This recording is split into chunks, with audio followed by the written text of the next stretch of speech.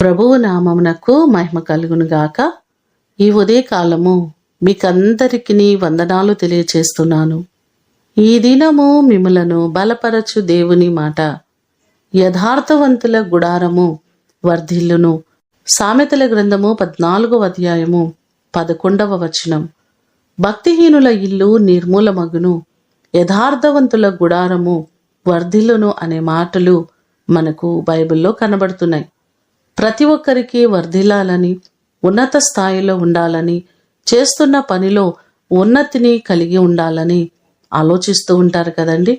మరి మనము ఎలా వర్ధిల్లగలం, ఎలా ఆశీర్వాదము పొందుకోగలం అంటే యథార్థవంతులు తప్పకుండా వర్ధిల్లుతారని బైబిల్ మనకు సెలవిస్తుంది.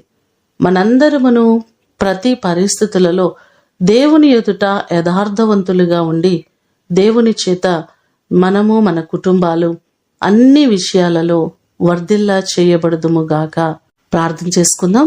సకల ఆశీర్వాదములకు కారణభూతుడవైన మా ప్రియ ప్రేమ కలిగిన పరలోకపు తండ్రి, నీ సన్నిధిలో మేము యథార్థవంతులుగాను నమ్మకస్తులుగాను జీవించుటకు సహాయము చేయండి.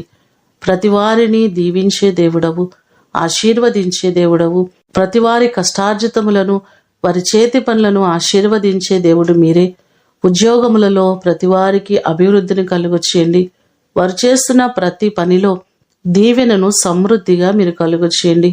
వారిని, వారి బిడ్డలను మీరు ఆశీర్వదించండి.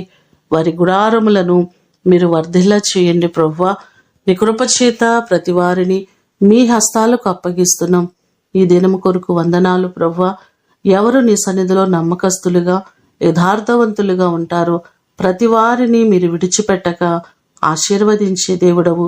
మమ్మలందరినీ మీరు ఆశీర్వదించి నీ కృప కలిగిన హస్తాలలో మీరు బలపరచమని యేసు అతి శ్రేష్టమైన నామమున అడిగి వేడుకొని పొందియున్నాము తండ్రి. ఆమేన్. దేవుడు మిమ్ములను దీవించునుగాక.